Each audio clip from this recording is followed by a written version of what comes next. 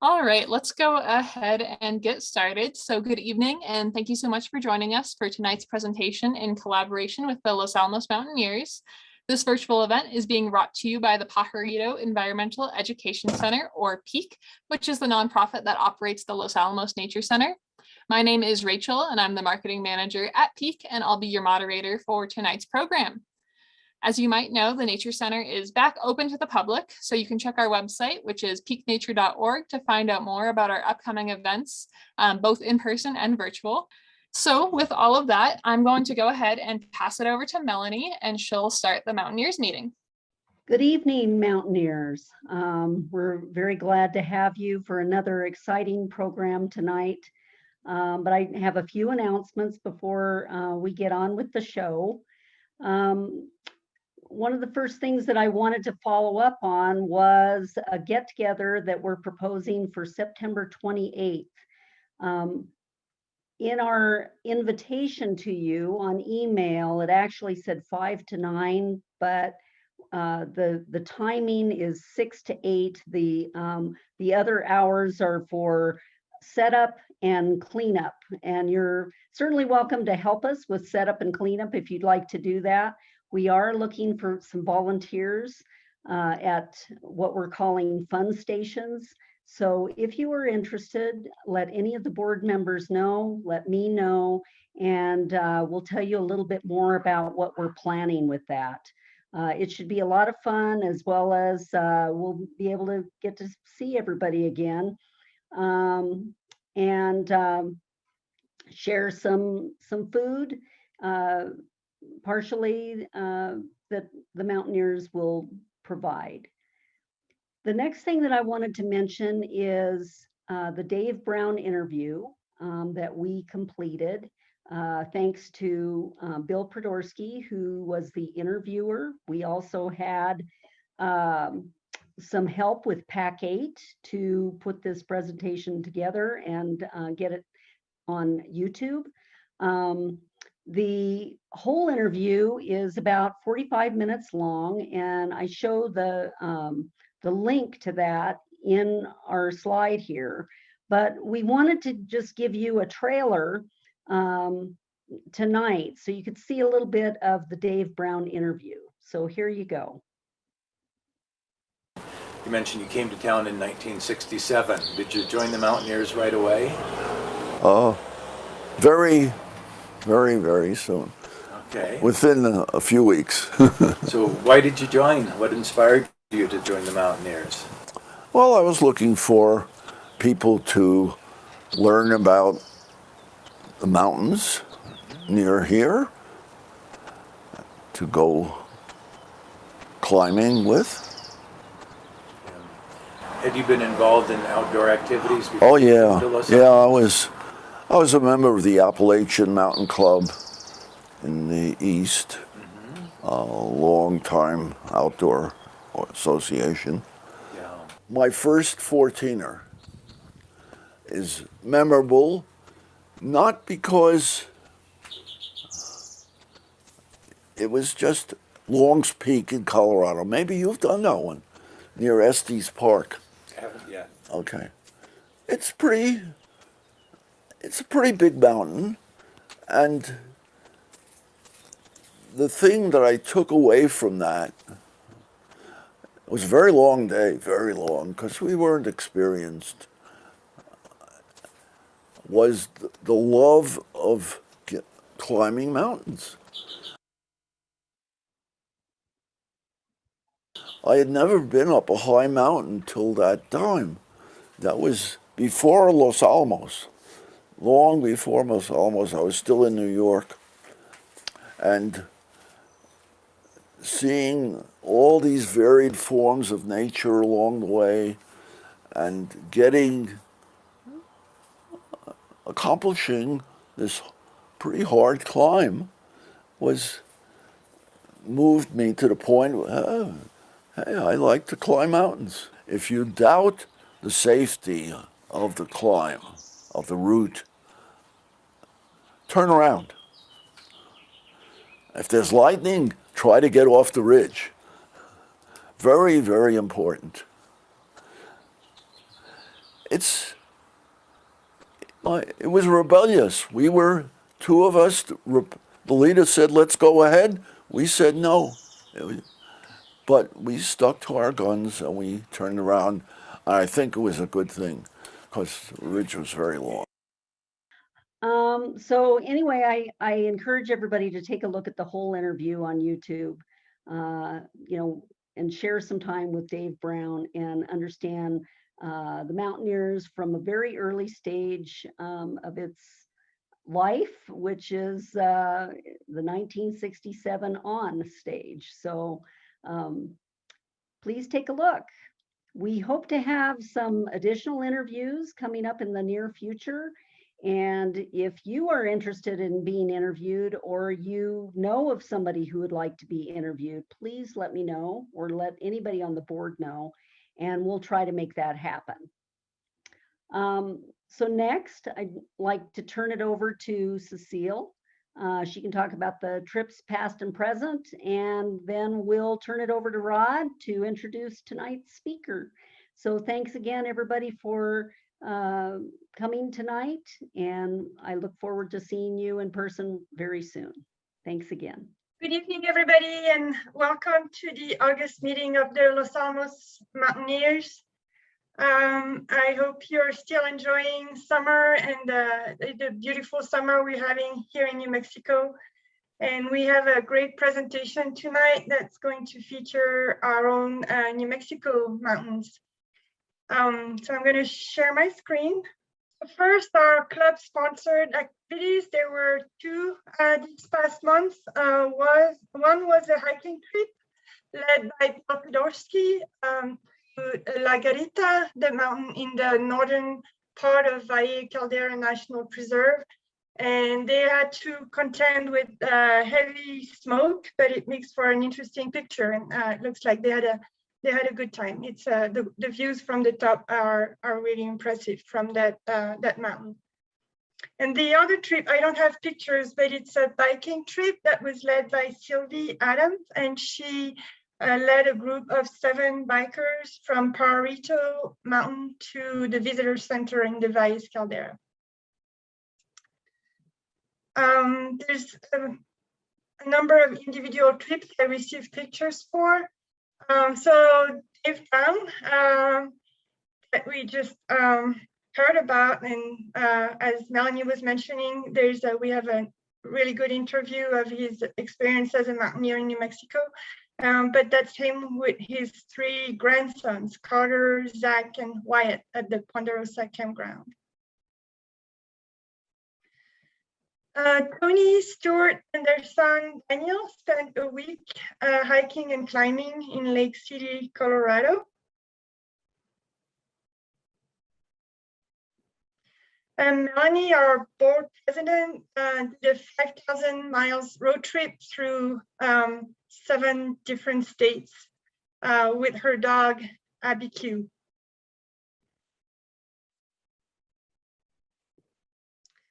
Matt Bacher and Satchel explored the Seward Peninsula in Alaska.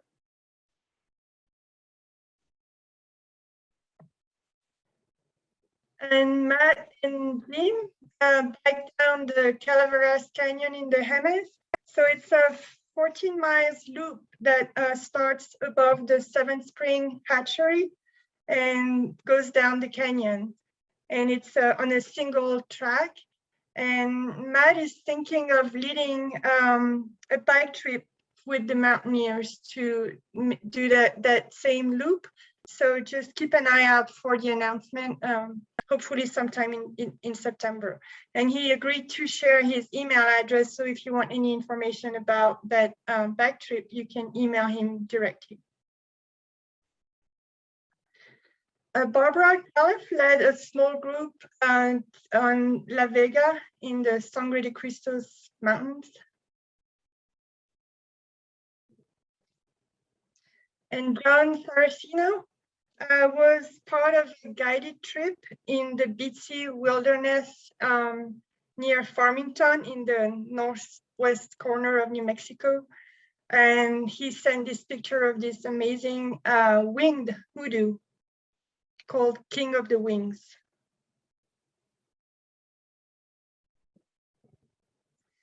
There's a small group of mountaineers, Los Alamos Mountaineers, hiked the Ravens Ridge in the Santa Fe Ski Basin.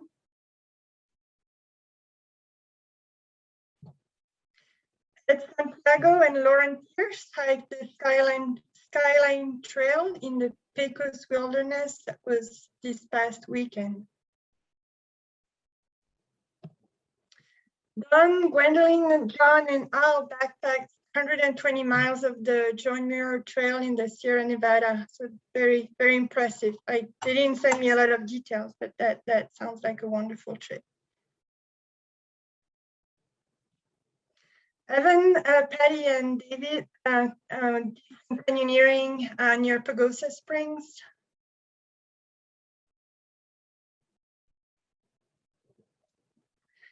So that's it for the individual trips. And as far as upcoming trips, so we have a backpacking trip, 2 nights, I think, in the Cruces Basin, but it's full.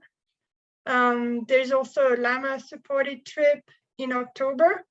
That's full as well, but has a waiting list led by Bill Podolsky. There's also a Moab trip in November, full at this time, but with a waiting list. And the December trip in Bluff has 2 spots left, but the participants would need to find their own lodging in Bluff, but they can contact Bill Podolsky for information. And as always, if you're interested in leading a trip, we have resources on our website, and we can help you. We can co-lead the trip. Some of the board members will be happy to co-lead a trip with you, and you can just contact me if you need any information about leading a trip. And now I'll pass it on to Rod, who will introduce our speaker for tonight. Thank you all. Hi, Rod McCready here. I set up the programs for the Mountaineers. I'm sure many of you know me, some don't. I say this every month, and I really do mean it. I'm looking for speakers for upcoming months. And with the pandemic going on, I don't interact with as many people, so I don't hear people's stories, and having a hard time suckering people into doing this. So if you've done something that you think would be a good story to tell for about 45 minutes, please do let me know. I'm not just saying that. Also, if you'd like to set up the programs in an upcoming year, consider serving on the board. I've been doing this for several years and I do like it, but I can't do it forever. Let's see, tonight's speaker, Marion, my wife and I met her maybe a dozen years ago at a costume party. And she struck us as interesting and funny. So we've hiked with her and her kids a few times. The whole family seems to have a sense of adventure. Marion in particular has done a few things, like she was an exchange student in Tunisia when she was a kid. Not everybody has the opportunity or the courage to do things like that. And then I think a year ago, or maybe a bit more than that, she joined the Peace Corps and served in Fiji for a while. And I believe she got called back because of the pandemic, but we were kind of surprised that she was willing and able to do that, and impressed by that. And then this latest thing she's going to tell us about, when she mentioned it, I thought, that's pretty brave and it's going to be hard, but she knew that. And I was thinking to myself, well, when she's done, I got to get her to give a talk to the Mountaineers about that. So I recently hit her up and she agreed to do it. And here she is to talk about her trip on the Continental Divide Trail.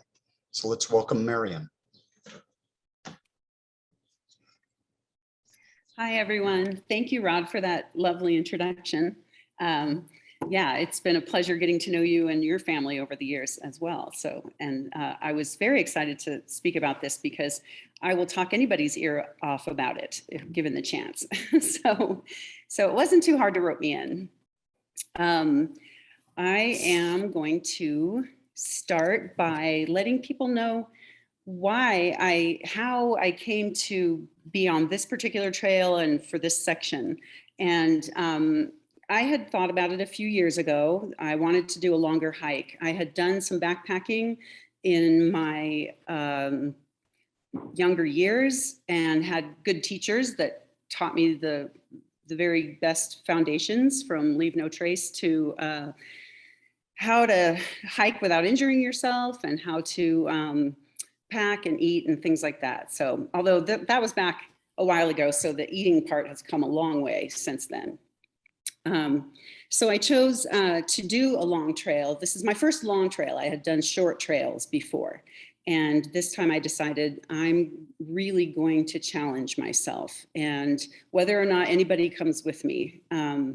So I knew I had to do a lot of preparation work for that, and really digging deep to see if I could do this, having never done it before. I looked at the Appalachian Trail, I looked at the Pacific Crest Trail.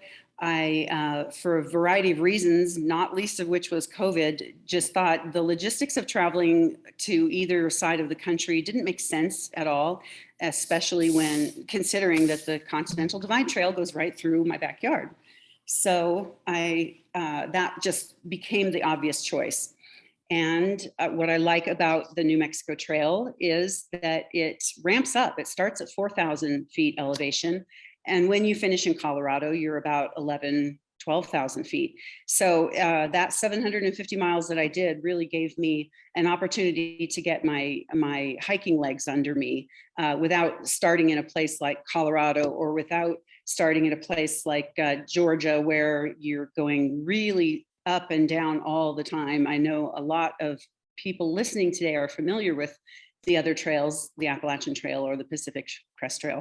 So I know you know what I mean, but if you don't, I'll just reiterate that New Mexico makes a really nice place to start. The desert is flat.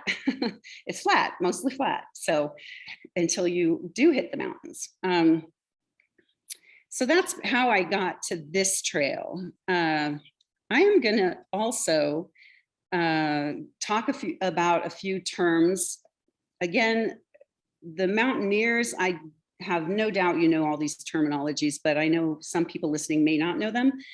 So I'm gonna start with HYOH, which is the acronym for Hike Your Own Hike. And that means you listen to yourself. You stay centered and comfortable with your hiking pace, with what you're comfortable carrying, the amount of weight you're comfortable carrying, and specifically, and your style of hiking.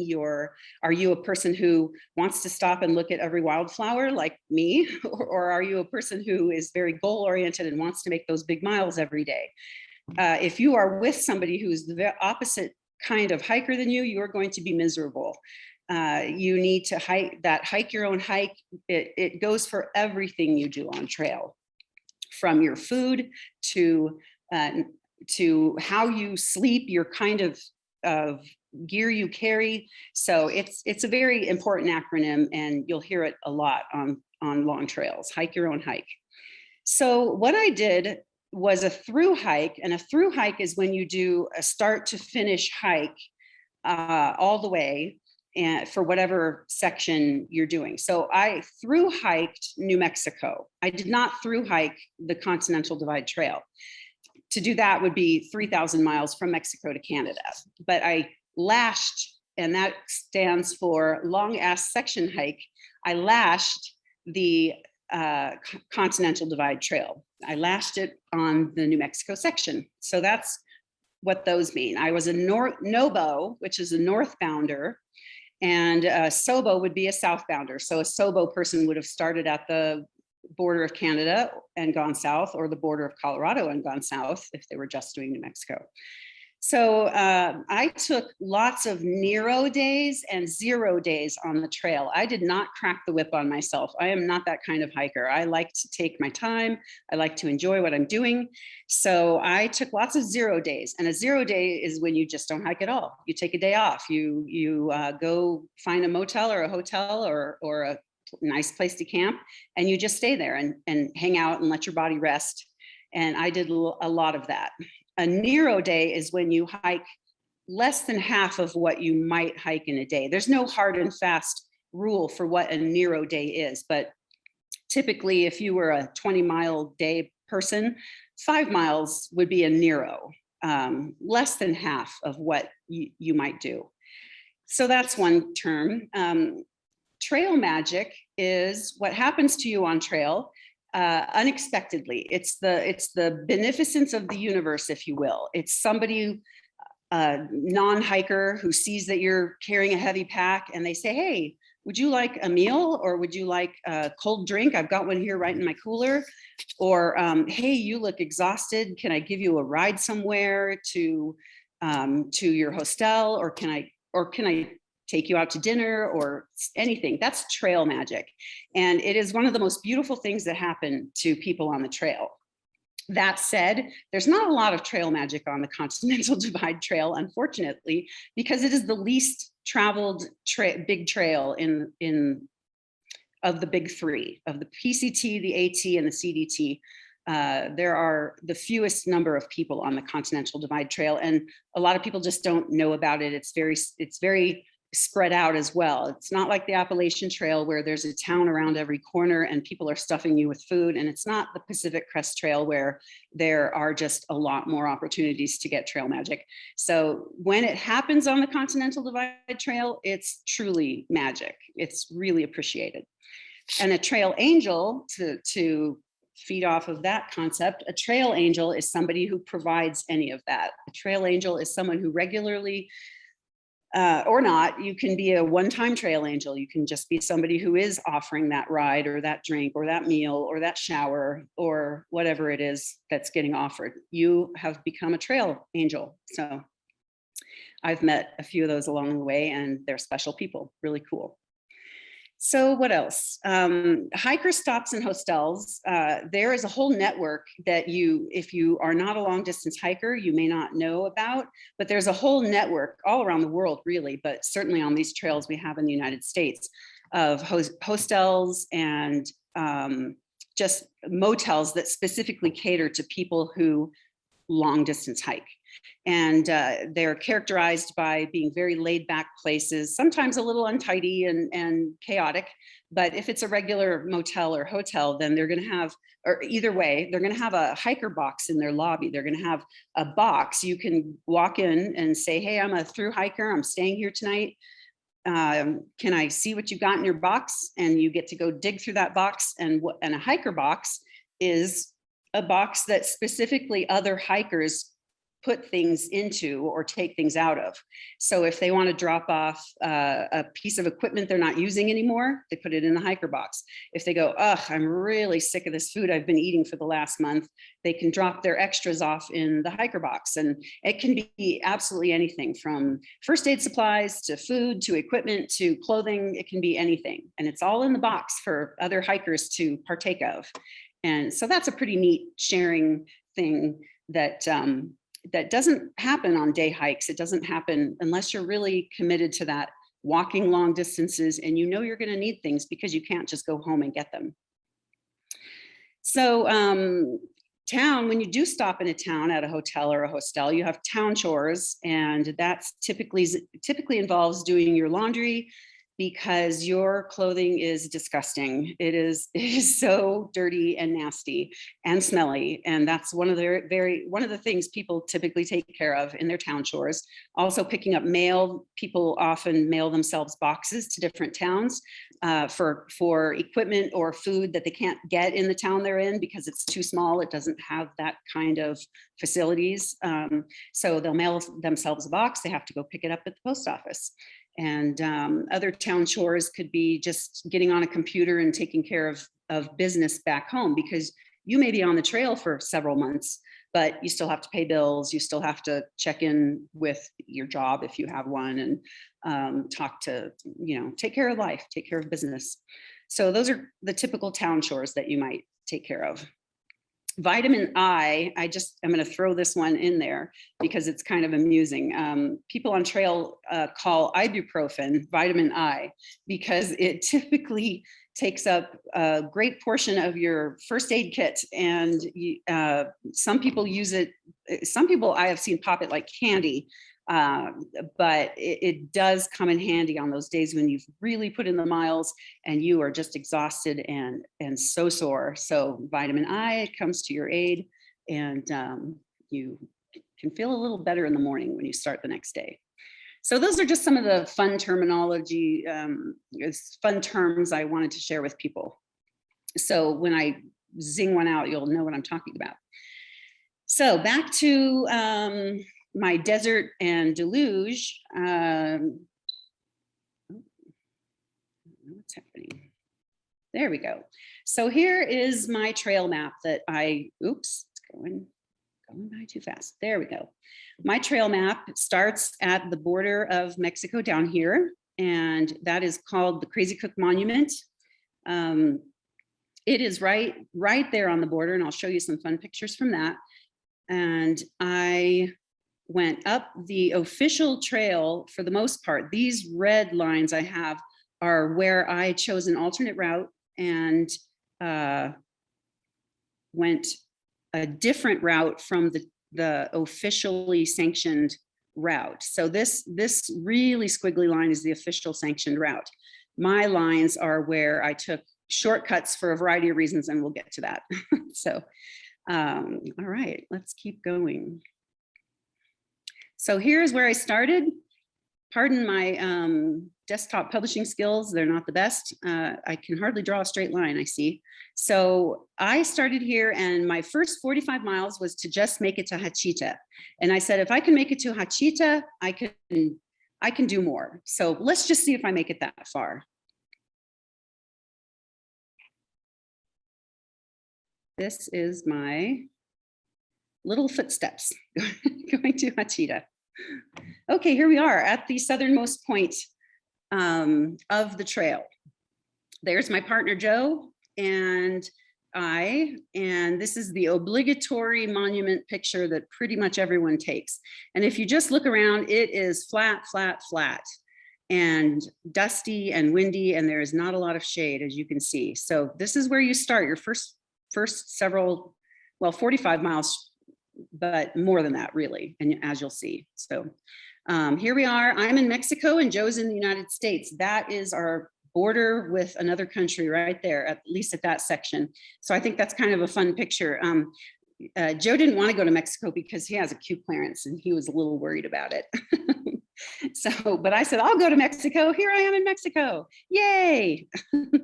Note the denim shorts I'm wearing. We'll come back to that. It's kind of a funny story too. So here we go.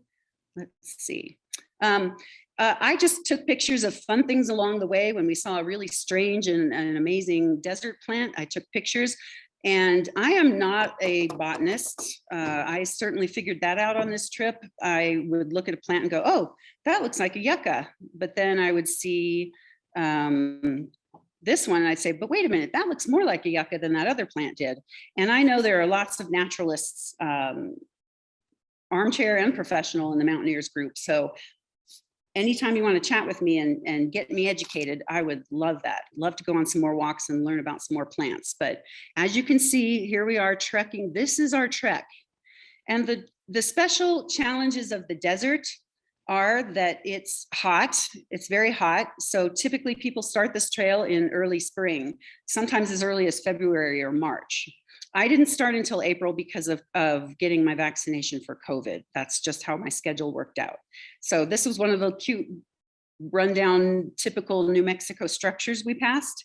And Pancho Villa wasn't really there, but I just think it looks exactly like something he would have hidden out in. And so I just took a fun picture of that. You're going to see in my presentation lots of gratuitous wildflowers and beautiful things that I just thought were so beautiful I couldn't resist taking a picture. So you're going to see lots and lots of these kinds of pictures. And that's what I call it, gratuitous beauty. So this is an ocotillo plant. It was in bloom. There were, I don't know if it was a super bloom this year, technically, but we certainly did have enough rain, and the desert blooms were incredible. They were just out of control. It was so beautiful. That surely is the greatest joy of hiking in the desert, is seeing all of the desert plants in bloom. Because there honestly is not that much joy in hiking in the desert. Flat, hot, dusty, gritty. Yeah. So this was my joy. Here we're looking at the Hatchet Mountains. We had to skirt through the Hatchet Mountains to get back to Hachita. So these are just sort of the landscapes that we're passing through. Here's some more flowers down at the bottom that I just thought were too pretty to pass up. And here I am in my Jawa from Star Wars look, because I'm wearing my buff all the way up to my face. It was very windy that day. I kept getting dirt in my nose and I just got tired of it. And here I had to stop down and take off my shoes to let all the dust out, because your shoes constantly are filling up with dirt, sand. And if you don't dump it out, you are going to be sorry. You will get very terrible blisters on the bottom of your feet from that. So I'm wearing a sun shirt. It seems crazy for me to wear extra layers. I mean, anybody who knows me knows how hot-blooded I am. Oh, I thought we lost you, but it looks like you're back. So sorry about that. Oh, okay. So yeah, my Jawa look, where I was protecting myself against the elements, the sun, the wind, and everything else. This is not the sun. Actually, I took this picture because that is the full moon through my tent. And it was so incredible. We started our trail on the 23rd of April, and the moon was full at the time we started. And I couldn't believe how bright it lit up. It lit up the desert like it could be the sun, like it could be the sunrise or something. But that isn't, in fact, the full moon. So here we are. We see our first little dead desert bones, of which we will see very, very, very many. It is a hostile environment, and cows are no different. If they don't get water or enough food, they die. And we saw, tragically, so many dead animal bones, not just cows. Could be deer, could be horses, but yeah, the desert is pretty hostile. And here we are. We just as we were starting to feel like that, we made it back to the road that would take us back to Hachita. And Joe came with me on the first 45 miles to get me back to Hachita, because I think he really wanted to see if I would survive. I think he was worried about me a little bit. He didn't know how much experience I had firsthand. So, and he had a lot more. So he kindly agreed and took some time off work to come with me and do this section of the trail with me, which I really appreciated it. I really appreciated, because it gave me a boost of confidence as well. I thought, yeah, I think I'm going to have this okay once he leaves. So here we go back to civilization. We go back to Hachita, which is a funny little desert town way near the south, as you saw. And these are just some cute pictures of the town. Little Catholic church and their little cemetery that looks like something straight out of the Old West movies you've seen. So that was, but we had a very hospitable group who entertained us. It was Hachita bike ranch outfit, and they typically help bicyclers. There's a sister trail of the Continental Divide, which is for mountain bikers in general, and they take a slightly different but sometimes overlapping trail to get to Canada. So this was the terrible, no good, awful, horrible beer that I found that they offered me. And right in that moment, after being on the trail for the 5 days in the sun and the dirt, it was the most delicious thing I ever drank. And generally I would not say that about that beer, but right then it was so refreshing. And that drink obsession does become a thing, and I'll talk more about that later. So here we are. I finished the Hachita. section, that's about 45 miles right there. Joe got into his car and went home, and now I'm tackling my first ever solo backpacking, camping, any kind of solo outdoor thing. This is my first time ever, and I'm gonna go Hatchet to Lordsburg, which is another 45 miles. So here I am back in my Jawa look. And I think that day was because it was really cold. It turned out to be a fairly cold day. This is a water cache that trail angels leave. That is something that you'll find at lots and lots of road crossings where the trail goes through. And again, I'm walking into something fairly flat, but I think I will be going to these mountains behind it. It'll just take me a day or two. So back on the trail, there I go. And Joe is driving away on the last pavement I'm gonna see for a little while. So here we go out into the desert, going further and further. This was an old abandoned railroad. I had to cross it. I wasn't following this trail. I just had to cross over it, but it had a special note in there saying, you know, it used to be one of the old trains that crossed the West way back when, but they had pulled up all the rail ties and everything. So now it's just a gravel road that goes in both directions for a very east and west for a very, very long way. Here we are with the more of that hostile desert environment. It's all the plants in the desert want to poke you. They are very, very pokey. I mean, everybody knows about cactus, but even just other plants are just very pokey.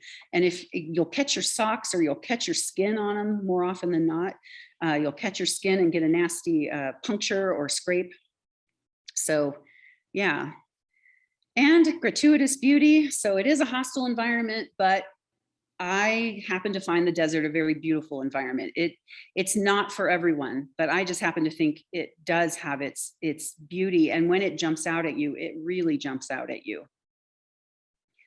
Here we are heading towards those mountains. It's going to take me a few days. Here are the lazy cows hogging up all the shade. So because there is so little shade, well, the cows know about it too. So they'll beat you to that shade almost every time. And even if the cows themselves are not there, there's all kinds of signs. Basically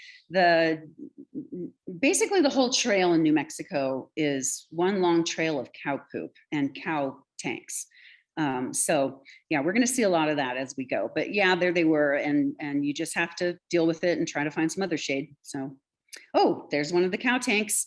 That's a note for me. This is why I carry a lot of water. So temperature and water are your biggest concerns in the desert always. You don't want to be too hot. You don't want to be too exposed to the sun. And you obviously need water. And sometimes this is your water source. So I decided for myself, I was happy carrying more water just so I didn't have to drink out of something like that. I never did drink out of anything quite this nasty, but I came close. I came close a couple of times. So thankfully I had enough water that day to continue past that one to the next source, to this next source, which is the Holy Grail in the desert section of the trail angels and the CDT coalition will both supply water to the hikers. And here you can see they also supplied sunscreen and hand sanitizer because of COVID. But also sometimes you'll open it up and you'll find somebody left some trail magic in there, like a bag of tangerines or some Capri Suns, both of which we found along the way at different caches. And so it's just a nice surprise when you hiked so many miles and you get there and you go, oh, there's not just water, there's a little treat in here too. And typically that bag back there, that Ziploc, has a trail register. So anything that's sort of an official stop along the way, they expect you, they hope you will register and just say your name, I was here, what day you were there. Partly because it's a fun record, but there's a safety issue there as well. They kind of use it to keep track of how many people there are on trail. And if somebody hasn't shown up, they want to know why, they want to, if you abruptly stop checking in, the CDT coalition or some of the trail angels are going to go, I wonder what happened to that person. And they're going to ask around. And it is a very wide network of hikers and trail angels who keep track of who is on the trail. It's not just an idle vanity exercise. It has some purpose. So if you see a trail registry sometime, you know, you can sign it just for fun anyway. You may be a day hiker, sign it for fun anyway. But for a long distance hiker, it's kind of a necessity. Here's a sunrise. This is a sunrise. Wait, let me see. Yes, that is a sunrise, which I did not see very many of because I am not a strenuous go hiker. I usually woke up a little bit later, not terribly late, but I think my earliest day on trail was 6, and that's average for most hikers, but my average was really like 8 or 8:30, and I was fully aware that I was pushing into the heat of the day, but boy, I am not a super duper morning person, so it was my trade-off. But I did happen to catch the sunrise that day because I was really excited to get to Lordsburg, the end of my 45 miles, all by myself, completely solo. There it is in the distance, Lordsburg, the village of Lordsburg shining in the distance on I-10.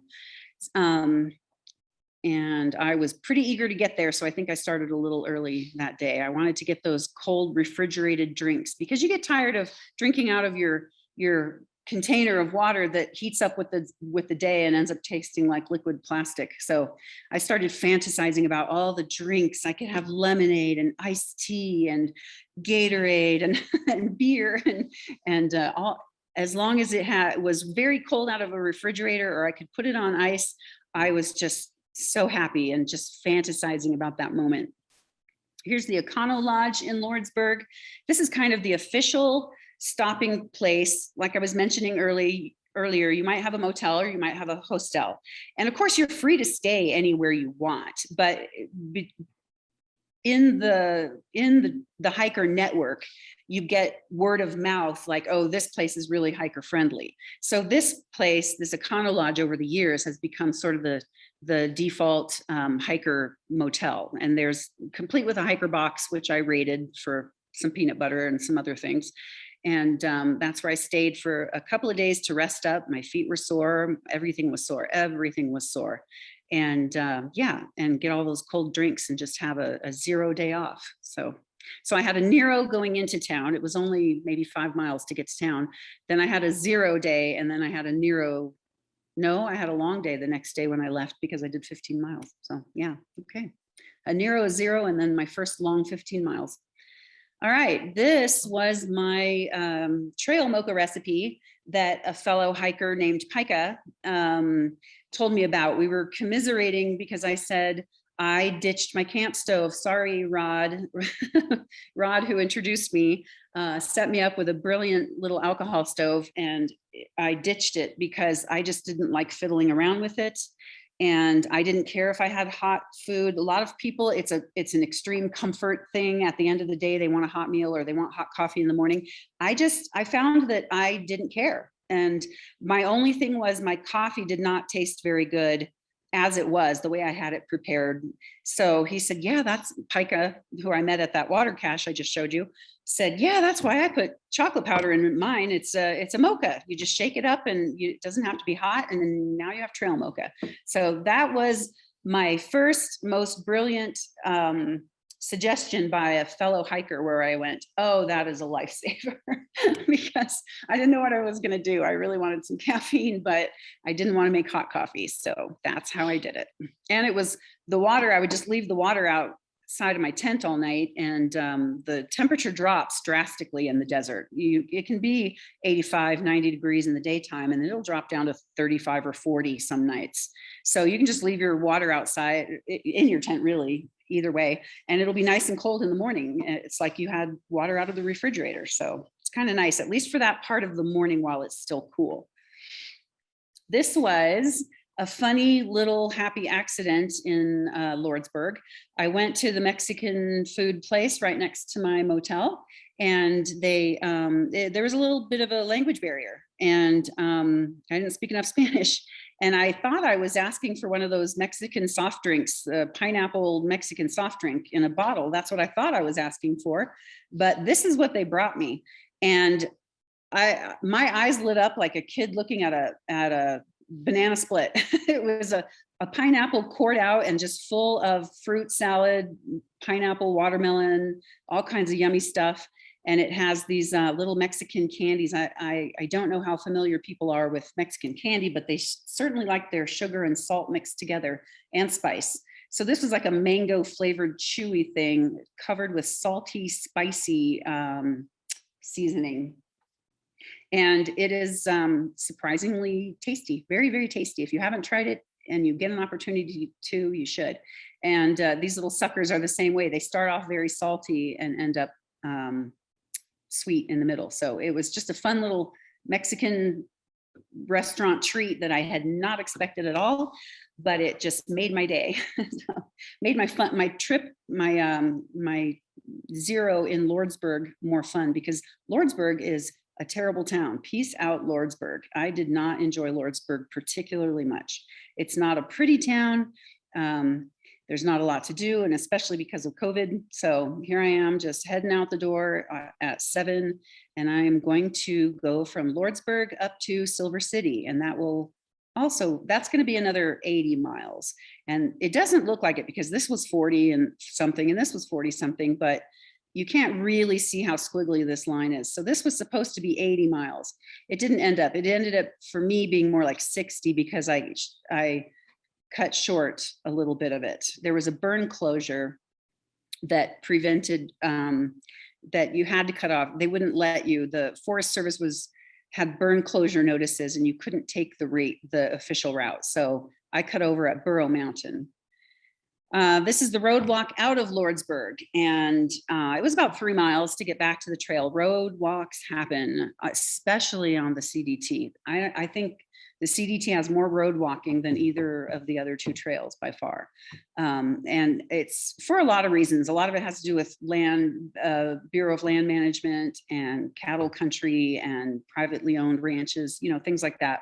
So there's a lot of reasons why you have a fair bit of road walking. But anyway, so I thought this was cute considering how really desolate and not very attractive Lordsburg was, but this kind of puts you in mind of, yeah, but I am in the Old West. So here I am joining the trail again. Between these two posts is where you join the trail off of, I think that's 90, Highway 90, but I had to crawl under this barbed wire fence. There was no gate, there was no stile, there was nothing. So you feel a little bit like a criminal because the cars are whizzing past you and they're looking at you going, why is that?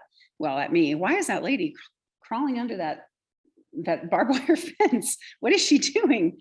So it's a little odd, and there we go. Entering state trust land, 10-foot trail easement because it goes through grazing lands. And although there's really not a lot to eat for them, but yeah, grazing land and this little friendly no camping. So this was the day I had to put in 15 miles, not only because that was where my next decent water was going to be, but because there was really no camping anywhere between there. So I had to put the miles in that day.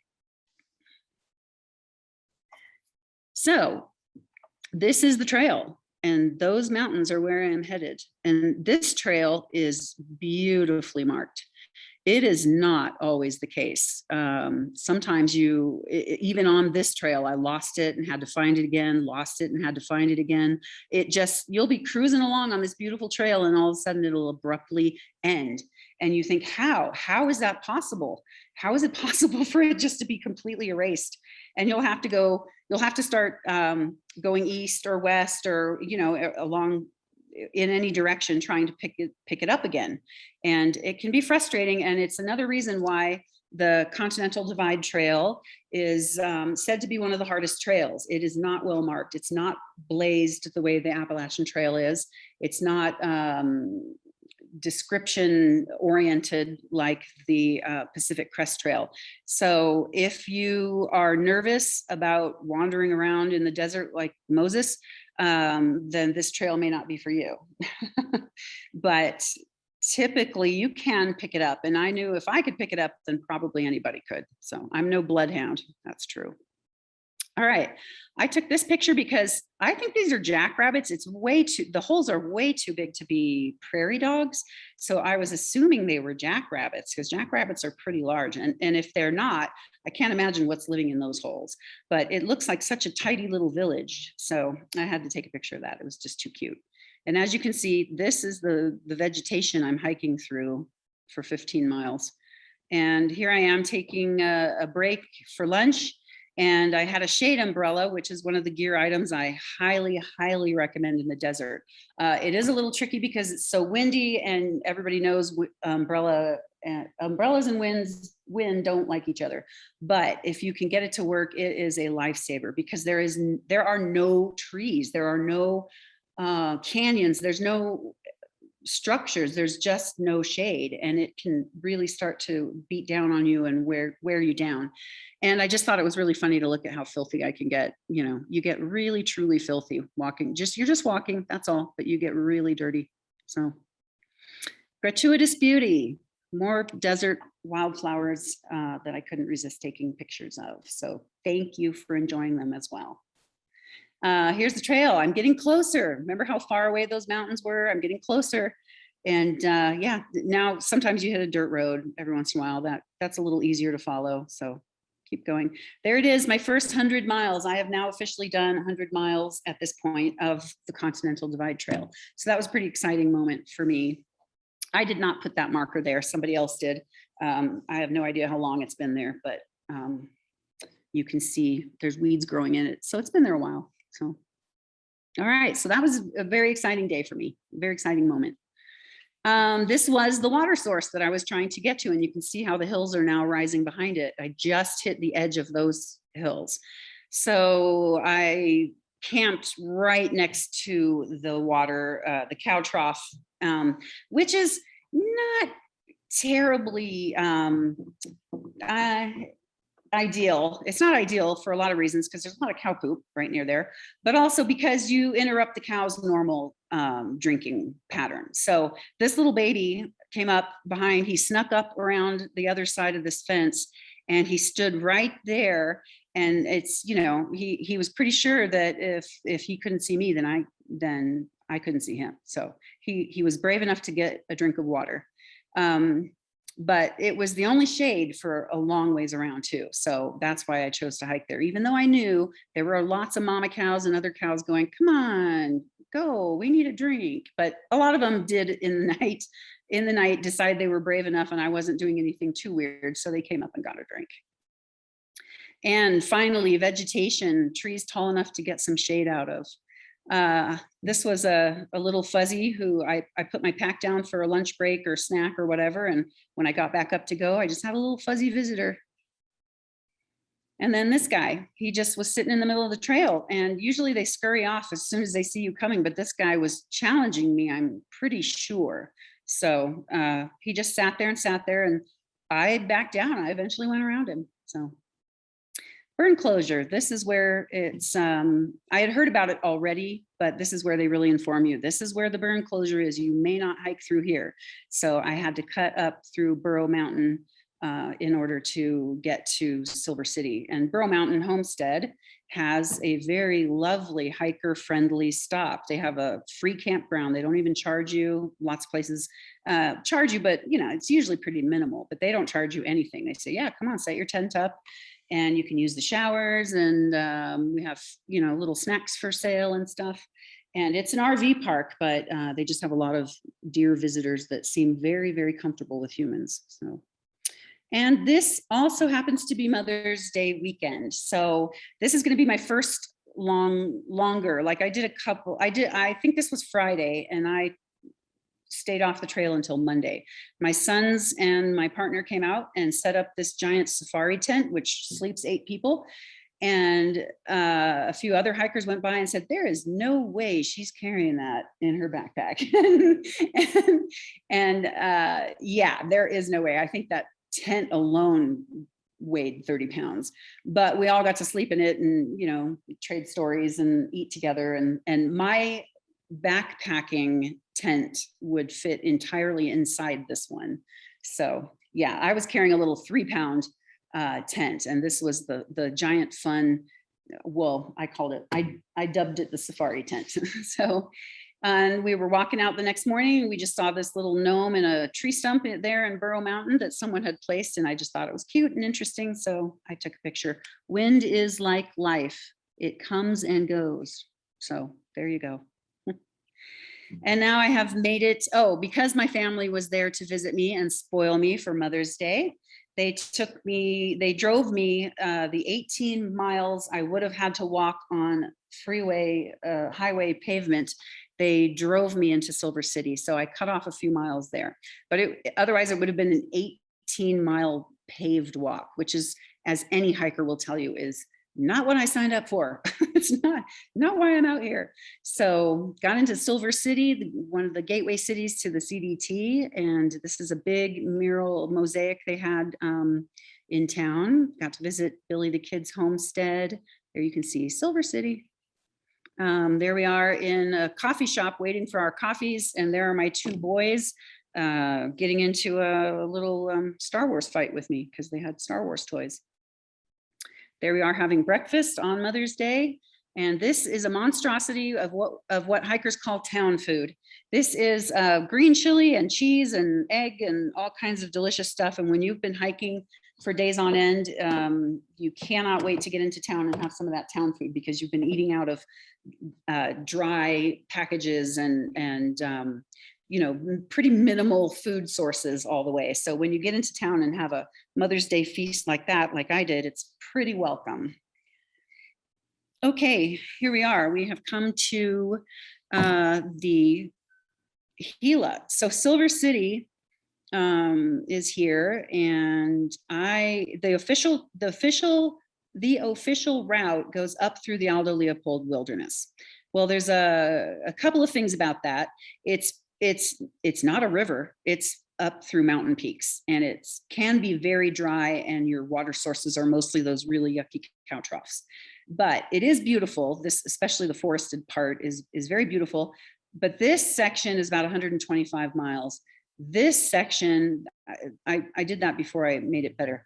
This is more like the actual route I took, which goes through the river, the middle fork of the Gila River, and up through Doc Campbell's and up and rejoins the official trail up here. And this route is about 80 miles. So I cut off a few miles there, but this typically is the way people go.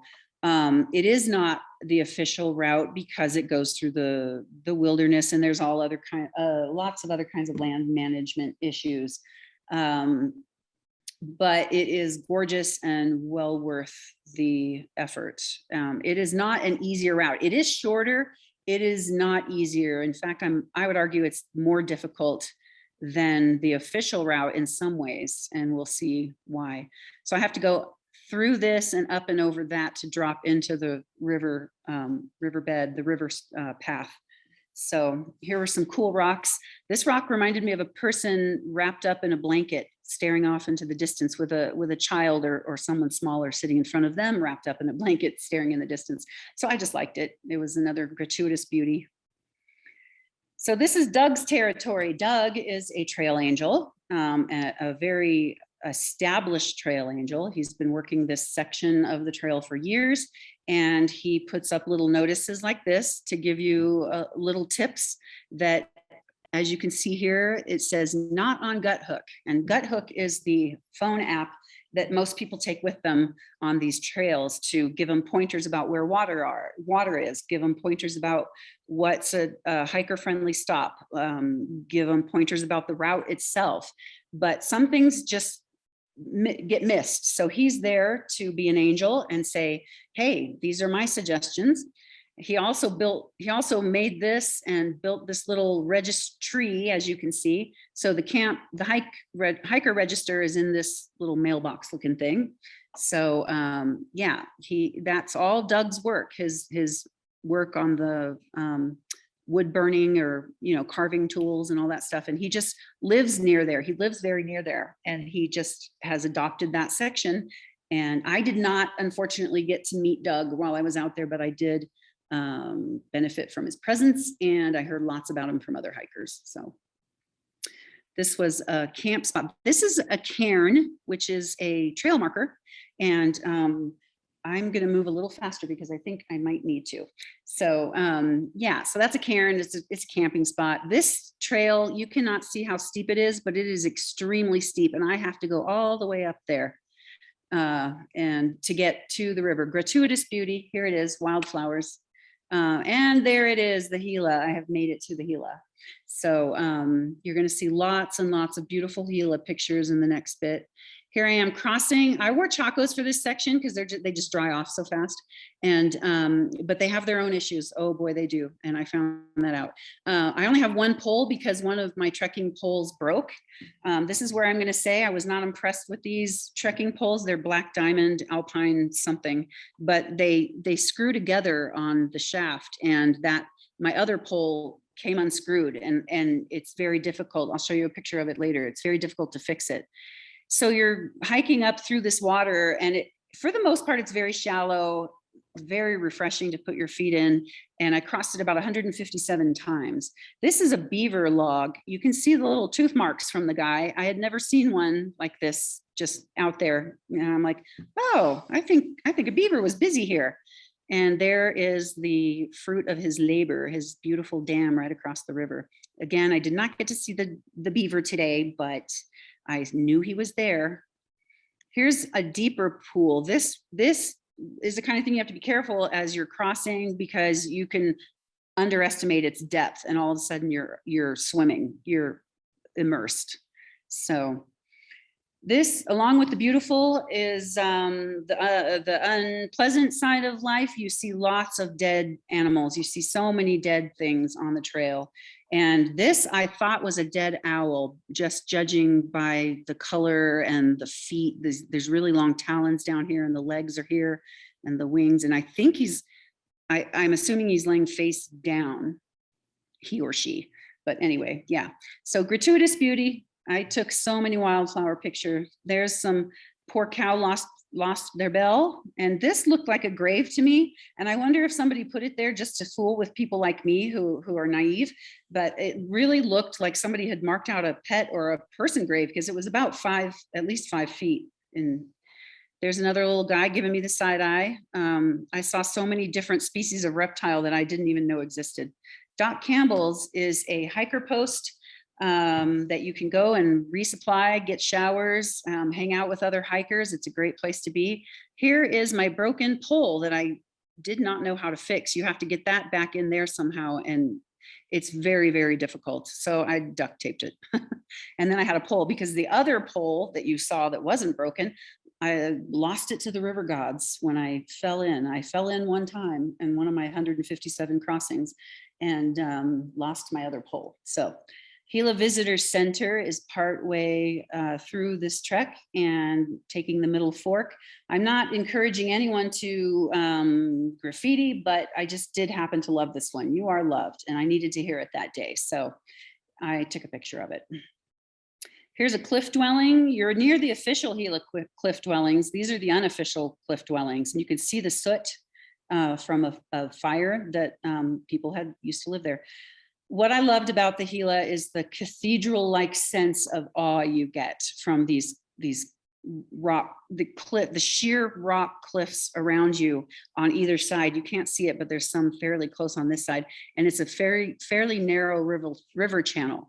So it's as close to religion as I get in some ways, and it is just incredible to be surrounded by that kind of beauty. So here's my little gnome hat cairn. I just liked it. It's cute. It's funny. Here are my poor beat up feet. These sandals, while my feet did dry off and I didn't have to deal with wet shoes and socks day after day after day, I did have to deal with my sandals just chewing the heck out of my ankles. And that was not fun. So that is the downside, unless you have some much more. These were brand new. I should have known never to take brand new sandals.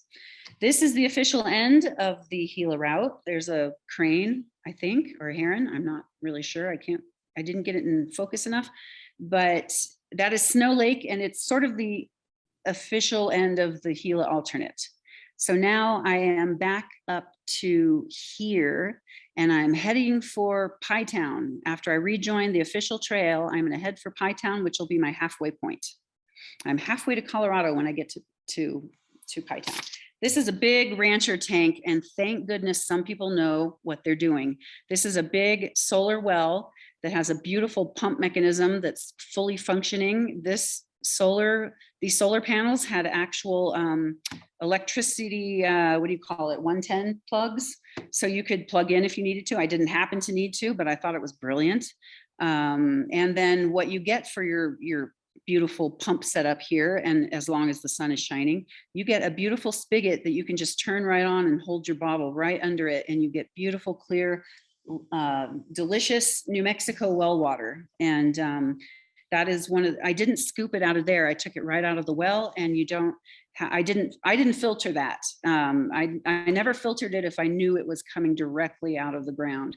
I only filtered it if I thought cows were drinking out of it, or the Gila River. When I was in the Gila River, I did filter my water.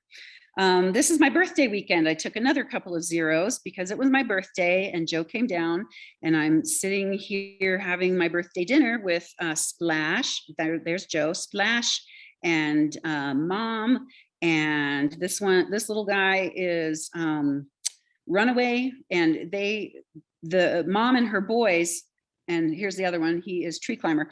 They had been hiking by themselves, and the dad and the daughter just joined them. So we had a lovely time hanging out and just really enjoying each other's hiker stories and company. And there is Splash hiking away from me.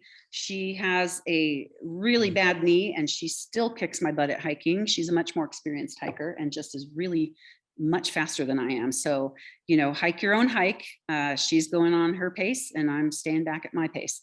These are little chalk encouragement that the other family, the family that we had dinner with, left before we did. So they left me a little message, "You're doing great," and those are my denim shorts because my trail name is Denim. And because I started the trail in denim, and one of the Continental Divide Trail experienced trail angels said, "You're not hiking in those, are you?" And I said, "Yeah."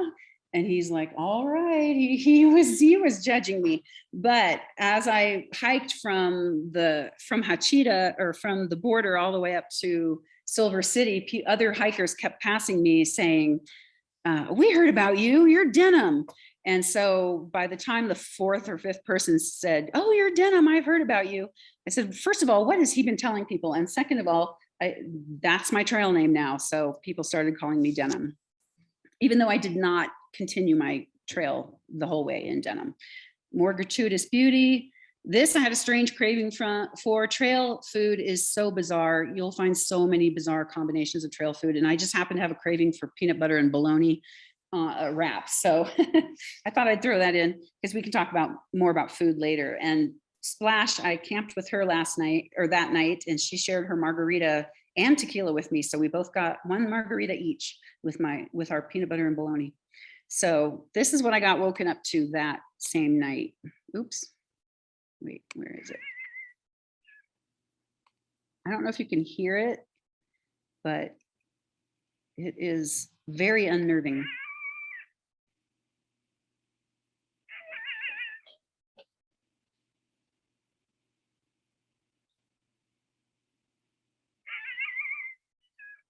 I was woken up out of a sound sleep to that. And at first it was further away, and I thought it was a human screaming.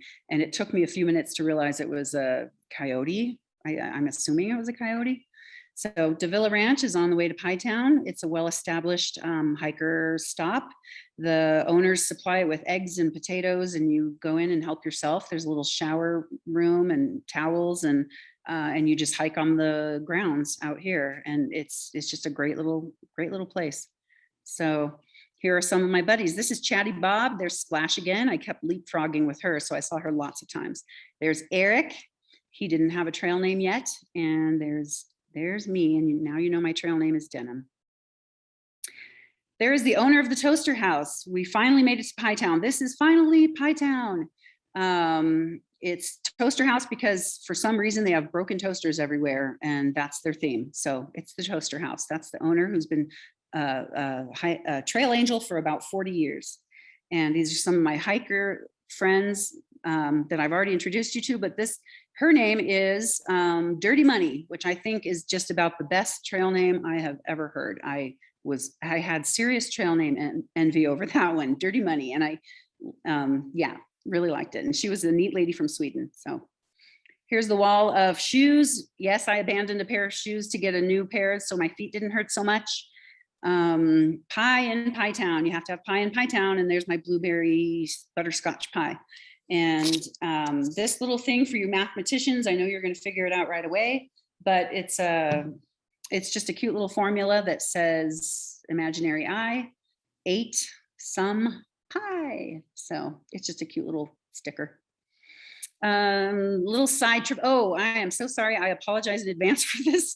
I apologize in advance for this slide because it is gross. And between Reserve and Pie Town, I got something bit me. I don't know if it was a black widow or a centipede or a scorpion. I have no idea, but it got worse and worse until it started to turn purple and my lymph nodes started to hurt. And I thought, this is not a good situation. So I had to take a little side trip over to Socorro, 60 miles away, to get some antibiotics and be seen by somebody. So I am sorry, but that was on my inner thigh and I could not hike with that rubbing. I don't have a thigh gap, so I could not hike with that rubbing, and it was so extremely painful. So sorry about that. That's my friend who came down to drive me around while I was recuperating from my nasty spider bite. She was supposed to hike with me, but instead she was just my she was just my trail buddy.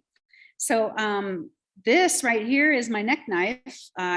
You'll see it in lots of the pictures I'm taking, but it's my one and only protection / tool for cutting food that I brought with me.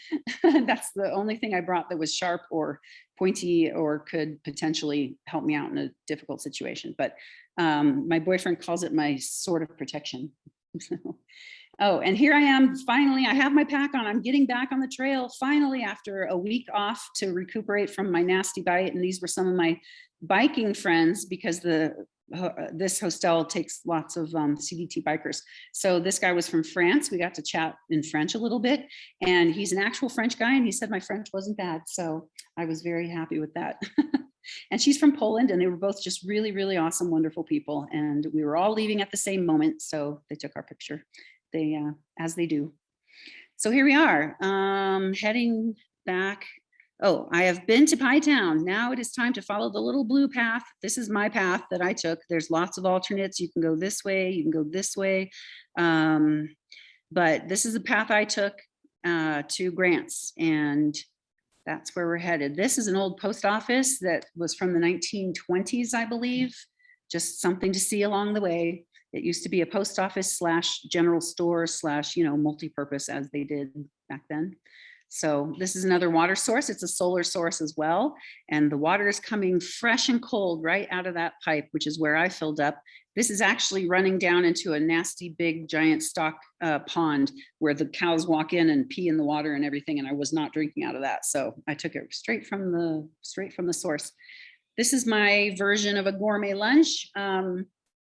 I was trying to eat healthy. I tried very hard to avoid the trinity of ramen, oatmeal, and candy, which seems to be what most hikers eat. And I was determined absolutely to have a slightly healthier diet than that. So that's what I was going for. And I did manage it mostly on the trail, despite my peanut butter and bologna wrap. Here we are coming into the chain of craters and the backside of El Malpais. And oh, there's a little trail magic right there. Somebody left some water for the hikers. There's my trail again. It looks okay, but it abruptly stops, and you have to figure out where it is again. This is the lava rock. This is a cairn. This is the lava rock you're hiking over. This is the cairn. It is very difficult to distinguish your trail sometimes because the cairns look exactly like what you're hiking over. So there is a trail marker. There is a trail marker. There is a trail marker. There is a trail marker. And it is extremely, sometimes just frustrating. You're like, come on, they couldn't have made the trail marker out of something else. And that is, I believe this is called kind of the lava rock. So, and here is the Pahoehoe lava rock, which is more, it's less chunky and more ripply and fluid looking. And these are very steep jagged, abrupt drops that I was having to hike over, jump over some of these cracks. And here, this one drops off sharply here and there. And so I'm walking this way on the trail, you know, on this little narrow path. This guy, oh my gosh, I saw a lot of these. I had never seen one of these guys before. He's so beautiful. And he just posed like a champ for me. And my friend Jenny, who works here at Peak, or is very involved here at Peak, identified him for me. I had never seen one, but look at this copper color and yellows and turquoise and teal and this long, beautiful tail. And that guy's been living a good life because he looks just absolutely magnificent. I mean, look at him. He's gorgeous. So here's one of the craters in the chain of craters. Got to hike right through that to the other side. That's where the trail went. Here's a rainbow. It's very faint. It didn't come out as well as I hoped, but this is Virga, which is when a very, very common phenomenon here in the desert in New Mexico, where the rain evaporates before it hits the ground. That's just a fancy term for it. The rain, you'll see the rain falling, but you'll never feel it because it just evaporates right into the air. It's just very hot. So cicadas, there was a huge hatching of cicadas this year. And this guy I saw, I got off the internet, but because this one just wasn't very clear, but this is what we had down there in that section. I saw lots of these spent, what do you call them? Pupas, or what do you call the shell? Yeah, anyway, I saw lots of those on the trees, and I saw lots of live ones making all kinds of noise. I kind of like it. I think they're funny little critters. And when I walked up to this one to take his picture, he was going gangbusters. And as soon as he saw me, he stopped making noise and he kind of like backed away slowly. So it was just kind of funny.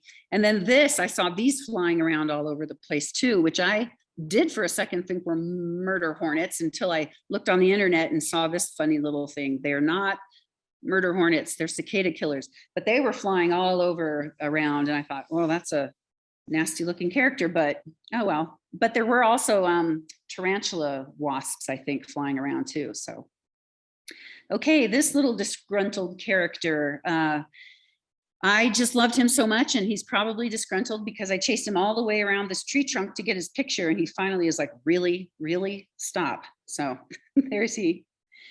Here I am on a road walk again, heading towards the ice caves. I'm taking the pass over to the ice caves and just stopped to take a little picture. There's my sun protection, which was just never, ever enough. I don't know why that's a video. That's weird.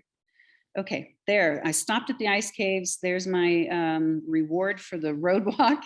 And I ate 2 of these popsicles, and I had another drink, which was a Gatorade. And I'm telling you, those cold drinks and cold things cannot be beat. So I took a little break at the ice caves. Hey, Marion. Oh, yeah. I just wanted to let you know, we've got about 10 more minutes. Okay, so I know you're zooming through things, but just kind of Yeah. wanted to give you a 10-minute warning or so. Thank you. Just put Of my course. put my pack down, and there's some trail magic. There's some gratuitous beauty. Making my way up to Cuba. There I am headed towards, this is the Mount Taylor route. So I'm headed towards the Mount Taylor route. There is Grants in the distance. There's a random bell I had to ring on the trail. Mount Taylor is 11,000 feet. It's going to be my first climb up that high. And there I am, just enjoying where I am. This is where I'm heading into next. And this is where the heat wave hit. And that was all the water I had for a 15-mile day until my next water source. And that was my worst day on trail. I almost had a heat exhaustion episode, but I got helped out of it and made it. This is my camp spot, my little tent there. That's the sunset. And I got up to do it again, and that's the sunrise. So I could make it to this water source, which was not working. It was dry as a bone. So I was a hurting soul because I did not have enough water that day. And there's a snake. It's very hard to see, but he's there kind of hanging out. That was the friend who encouraged me to carry less water, dear as she is. There's my friend who gave me extra water, and there's me heading back onto the trail. She's early bird. She left true to her name at 7. He left later in the morning. That's my friend Toucan.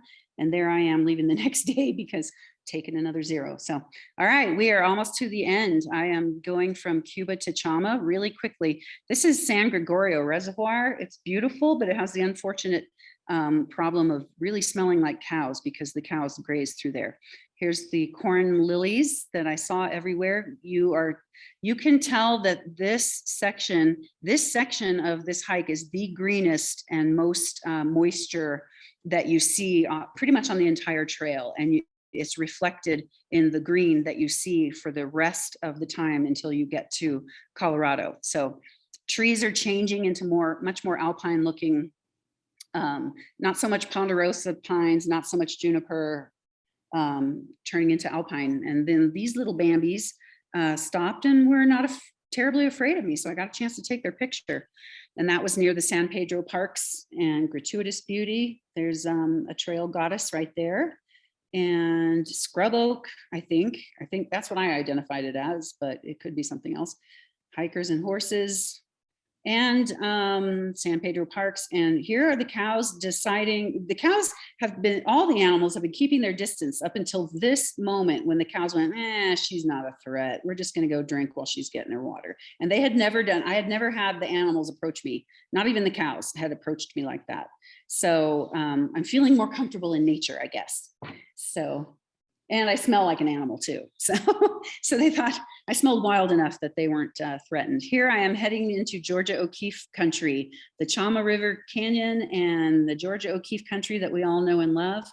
Here it is, the Chama River. I'm going to cross over that and hike into Ghost Ranch, which is again, not on the official route, but Ghost Ranch is just can't be beat and not to be missed.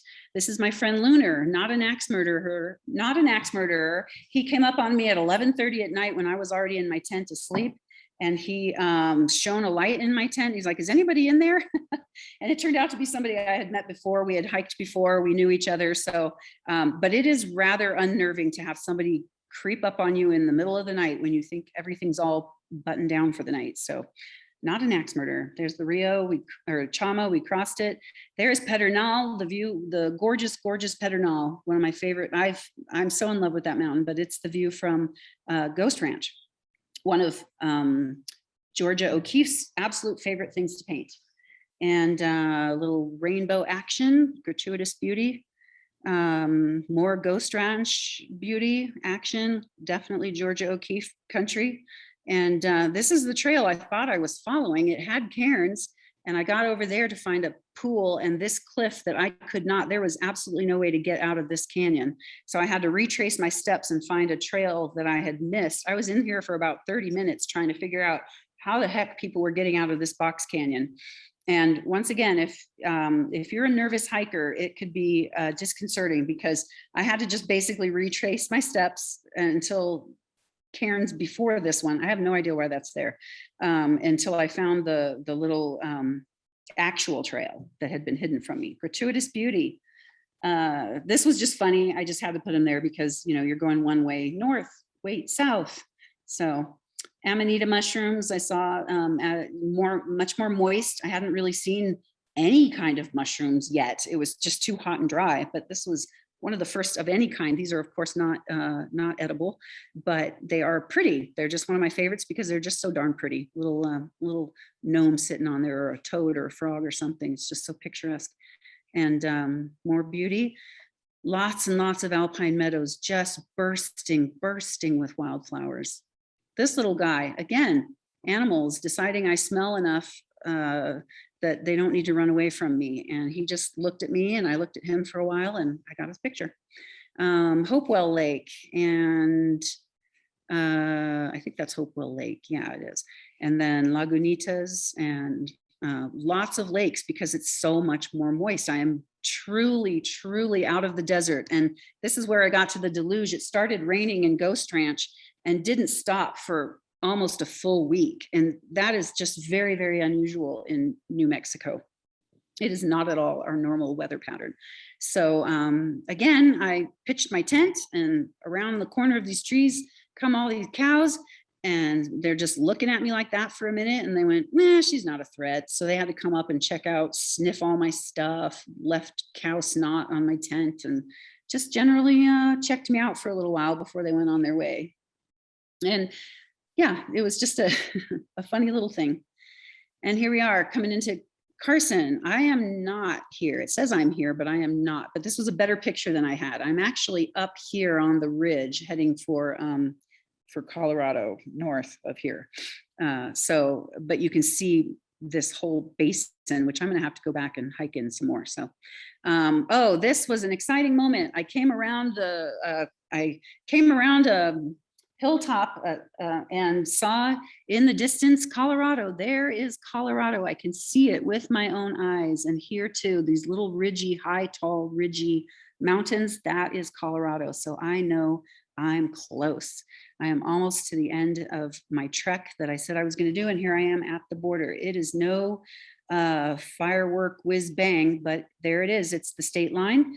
And it has your little New Mexico and your little Colorado plate. And that's looking towards New Mexico. This is the Colorado side. And I am truly in Colorado. When you start seeing columbines everywhere, that's their state flower. There I am looking into Colorado. And this is what I'm looking at right here. That's what I'm looking at. And Joe took this picture. He came out to meet me on the other side where he, that's another story. We'll skip it. But I do want to just express my appreciation for my support guy.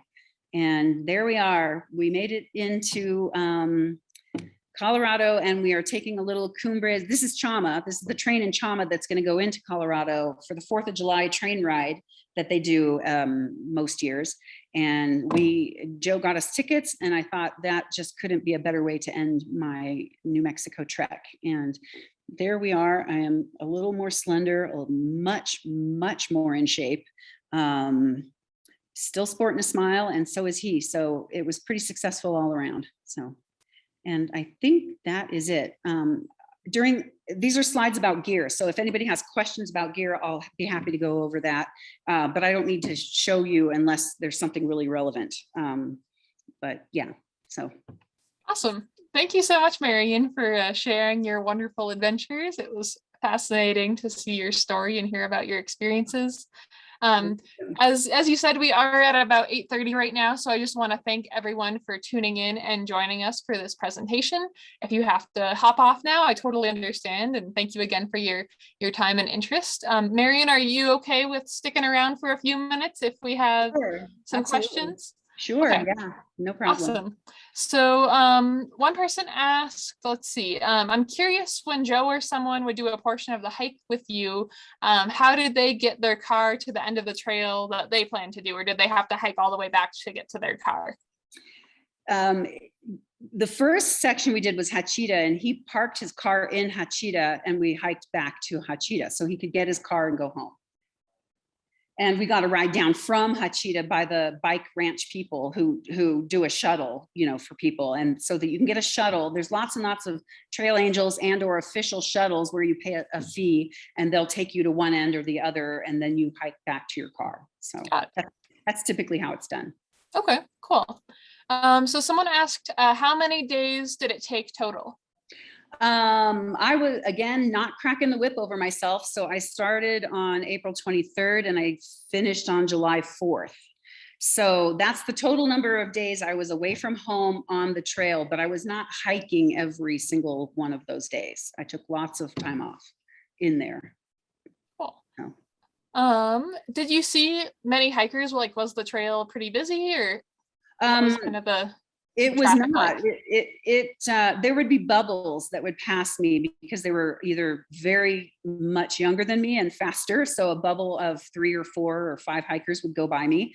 And then there were a few days I didn't see anybody for 2 or 3 days, like not another human being at all for like 2 or 3 days. And then all of a sudden somebody would come up behind me and startle the heck out of me. And I'd be like, wow, I thought I was completely alone out here in the wilderness, but there would be another person coming up behind me. So not a highly trafficked trail. Mm-hmm. Nice. So if you did it again, what is one thing you would take that you didn't think of this time? I I pretty much had everything I needed. There's stuff I wouldn't take, and there's stuff I would have ditched in hindsight. There's things I would do differently, but mostly I pretty much had all my needs taken care of, you know. Great. So Juniper said, please do share gear, base pack weight, things like that. Okay. So if you want to launch into that, it sounds like there's some folks that are interested. And then if you do have another question or two, feel free to drop that in the chat. And like I said, I know we are after time, so if you need to hop off, thank you again for joining us. But looks like most people are sticking around. So okay, no problem. So I had a very, very heavy pack. That is something I will look into doing differently in the future. I had that pack weighs 5 pounds by itself. But that said, it is a very comfortable suspension pack that kind of keeps an air space on your back so you don't get too hot and sweaty. You get hot and sweaty anyway, but it definitely helps. So that was a very heavy pack. I had a 3-pound Big Agnes tent that was about 3 pounds, 3.5 with all the stakes and poles and whatnot, and the rainfly. But the lights, what I love about this tent is it has these little fairy lights here, which is why I put this picture. And so many hikers said, oh, that's the first thing I'd ditch. But I wasn't going to ditch it. It's the reason I bought this tent, because I thought it was my little fairy palace out in the woods. I just loved it so much. And it, honestly, the water I was carrying, I over carried water. That would be the first place to ditch weight, not my little pretty fairy lights. So I also did do differently. Oops, let's go back. This is covered by, wait, let me see if I can, oops, keep doing it. This right here in the bottom, okay, stop. This was what I started with, the Climate KSB 0 degree bag. It's a, what do you call it? Hybrid. It's part down, part synthetic. It weighed 4 pounds and it was so unnecessary. And I learned really quickly that I was carrying way more on that than I needed to be. I didn't need a 0 degree bag in the desert. And so I traded it for this. This is not a very good picture. I traded it for an REI Magma 15 degree, which this is 4 pounds. This is 2 pounds. And you can get a much lighter, you could still get a much lighter sleeping bag even than that, but it was down, it was much lighter. But I don't recommend this bag, this Magma 15 degree. It was way, way too long and narrow. It was longer than I mean, if you're a very, very tall, thin person, then you are going to love it. But I am not a very tall, thin person, so I couldn't turn around in it. It felt very claustrophobic to me. So that's one thing I would definitely do differently. So neither of these sleeping bags would I take again on a backpacking. Although I love this Climate bag, it's more for car camping, much more for car camping. So that my big 3 between the 5 pounds here, the 3.5 here, and the 2 there, it was about 10-ish, you know, which is heavy. That's really heavy. I'm not an ultralight backpacker by any means. And I didn't set out to be, and I like my creature comforts. I'm old. Sleeping on the ground is not something I did much of before then. I did take this thermal Z-Lite, Thermarest Z-Lite, and it was good enough. It kept me from getting cold and it was fine. And it barely added any weight. So about 10 pounds on my big 3. Then I have this sun umbrella that I told you guys about earlier. That was such a lifesaver. I actually had a different one that I ditched way too soon and it almost immediately regretted. So I had to buy a whole new one because I missed it so much. I'm like, oh no, I gotta have that shade protection. So again, it's iffy in the wind, but if you can get it to work, it, you know, it's great. I highly, highly recommend them. And you can get them very lightweight. The 6 Moons design weighs like 6 ounces or whatever. It's very light. So this was my toiletries bag, which is way heavy and unnecessary. No self-respecting true, well, not true bag, but ultralighter. No self-respecting ultralighter would ever carry such a thing. But I'm a girly girl, so I needed my little face wipes to wipe the sweat and dirt off at the end of the day. And oh, my little backcountry bidet, which is a little water squirty thing. I didn't include a picture, but it's a little water squirty bottle with a crooked neck that you can use to wash your bottom instead of using toilet paper.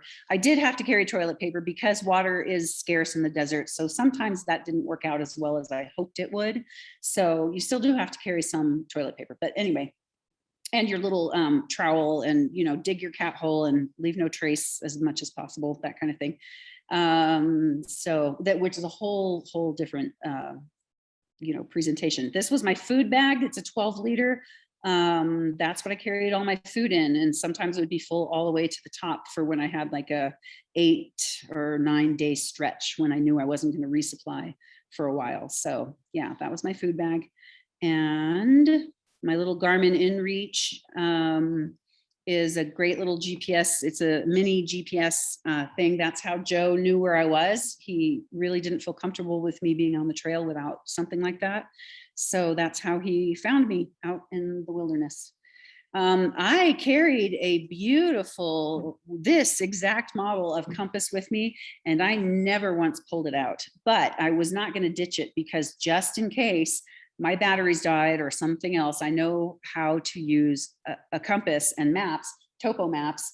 And I wouldn't ditch that because yeah, there's a lot of things you bring. Some people, I brought camp shoes. A lot of people don't, they ditch those because they think having another pair of shoes on trail is ridiculous, but I brought lightweight ones. You know, that's the thing you can argue about ditching. A compass, I really don't think you can argue about ditching. You just take it. You just take it because you just never know. That said, the battery pack issue, I had not this model, but very, very similar, a solar thing that has a little hook and I could hook it on the back of my backpack and it would charge. I mean, to fully empty it and then charge it again, to charge it fully again would take like 15 hours. So it's not useful for that, but I was only using a little bit every night. I wasn't depleting it fully. So I could hang it off my back and it would just charge a little bit during the day while I hiked, while the sun was on my back. And it was enough to keep me going, you know, for quite a while. But I just happened to have this one. My sister had sent me one when I was a Peace Corps volunteer. So I just happened to have that one laying around. That's why I took it. There are much lighter ones that you could take. So that's why that. I also ditched my alcohol stove. This was my visit to Rod and Deb McGrady's house where they were hooking me up. Rod was hooking me up with this awesome DIY alcohol stove. And I really did think it was nifty, but I didn't like fiddling around with it. The person who liked it the most was Joe, and he wasn't really with me on trail. So I didn't like carrying the fuel and I didn't like having that extra thing. I thought, again, that's something I can ditch. I can totally choose to ditch that. And I was happy with that decision. Not everybody is happy to go without a stove. I didn't have any stove of any kind. So some people just don't see camping without a stove. I was fine.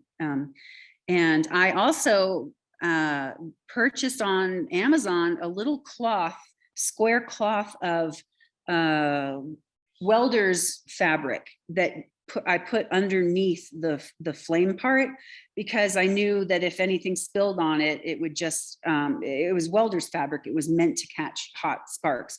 So I also had that for the length of time I carried it at all. I did have that. But then you also consider that they're completely illegal in Colorado. When I got to Colorado and started asking around, people said, as far as they knew, alcohol stoves are completely illegal in Colorado because they had a really bad fire a few years ago that was caused by one. So anyway, that's a whole separate discussion, what kind of stove you could carry. I just didn't carry one. So let's see. So my, just one last word, my whole pack weight total with all the water I carried was usually around 30 pounds, which is a very heavy pack. It's a very heavy pack, but I could not, if I hadn't been carrying quite so much water, I could have got it to 25 or less. But you pack your fears, and my fear was running out of water. So I wasn't afraid I didn't carry a gun. Some people carry guns on trail. I didn't. Some people carried bear spray. I didn't, but my fear is water. So that's where my head was. So, yeah. Awesome. We've had some great feedback coming in, people saying thanks so much for sharing. you really inspired me and things like that. Oh, okay. One last question I think that we can wrap up with, and it relates to your stoves. Someone asked if you could please share more about the sorts of meals that you ate on the trail. Yes, I ate a lot of dried fruit, a lot of nuts, a lot of beef jerky, and peanut butter, things for, so that was my those were mostly my, not the fruit, but the other things were my protein sources, tuna packages, salmon packages. They come in these little pouches that are pretty lightweight, the pouch itself. I had little, as for carbs, I tried to stay away from really, really junky carbs. So I took, well, dried fruit, and then, well, that's really, and then fresh fruit. I actually did, again, my pack was very heavy because I carried heavy food. I took fresh avocados, I took oranges and apples, things that didn't smash too much. I'd get a really hard avocado and let it ripen on trail. Things like that. So that's where I got my carbs, was from mostly from fruit. And yeah, and then little veggie pouches that you can get them online at Amazon.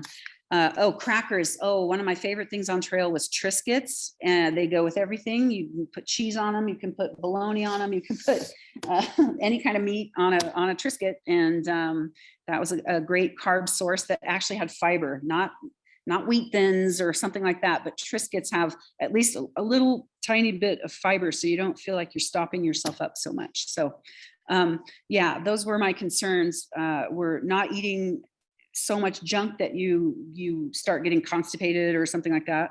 Trying to keep that fiber rolling, keep it going. And then electrolytes, I really, really need to mention electrolytes. The desert part of my trek was, again, so hot and dry, and you do not realize you are just sweating buckets. And if you are not keeping up with your electrolytes, you're in a world of hurt. And I did have a day or two where I started feeling lightheaded and started, and the real downside of it is the desert saps your appetite. It's just too hot and you don't feel like eating. So you're also not keeping up your calories. But if you can drink some Gatorade, or, bring some of those powdered electrolyte drinks, and I was using ORS, which is oral rehydration solution, that I had, they got me hooked on it in Peace Corps because I was in a very hot country there too. I was sweating a lot there, and they just hand that stuff out like Band-Aids. Here, drink some ORS, drink some ORS. So it's the World Health Organization formula of oral rehydration solution. So I would fill up my water bottle with that and drop in like a flavor type of powder just to give it some flavor, because the ORS by itself kind of tastes like seawater. So you really need to kind of choke it down somehow. So I would just flavor it with some drink packet or whatever. And I would drink at least one of those a day. And if it was a super duper sweaty hot day, then I'd maybe drink 2 of those at least, in addition to all the other water I was drinking. But yeah, trying to think what else about food. Cheese, yeah, lots of cheese, peanut butter. Well, I think I already said all those. Trail mix is always a good, oh, you can also do those adventure meals, those dry ones, the Mountain House and things like that. You can cold soak those. You can just put cold water in them and let them soak for all afternoon until dinner time and eat that cold. It wasn't my favorite thing. I'm not crazy about those meals to begin with, but I would just for variety, just because you cannot eat the same thing day in and day out. You will get so deathly sick of it. So you have to have some kind of variety. So I'd throw like a lasagna or one of my favorites was the Louisiana from Boulder, the Boulder company that does those meals, the Louisiana red beans and rice. That was a pretty good one on trail. I also did take packets of coconut oil, packets of dried butter, powdered butter, I did take a little thing of olive oil, because you just need calories. You have got to add calories, and you can't add all of your calories through sugar. It's a terrible, terrible idea. So a lot of people, the old standby, like I was saying, is the ramen and ramen and oatmeal, sweetened oatmeal and candy. And I still can't believe how many people think that's a good hiker diet. And it is really not. And so, but you have to have calories, and fat calories are much, much better and longer sustaining than junk carb calories any day of the week. So yeah, that was, and I would just open up one of those meals and just squirt some olive oil in it, or squirt some coconut oil or something like that. So it worked. Awesome. Cool. Well, I think those are all of the questions that came in. Thanks to you, Marion, for sticking around for a little bit longer. And for folks for sticking around to hear. I think a lot of people were curious and maybe thinking about their own through hikes too, and wanted to get as much intel from you as an experienced hiker as they could. So thank you for sharing your adventures with us. And if you'd like to tune in for additional programs from Peak, be sure to visit our website, peaknature.org, for many other offerings. And thank you again to the Mountaineers and Marion again, of course. So everyone, have a great night, and I hope to see you at our Bear Festival on Saturday too. So have a good one. Thank you again. Thank you. Thank you all.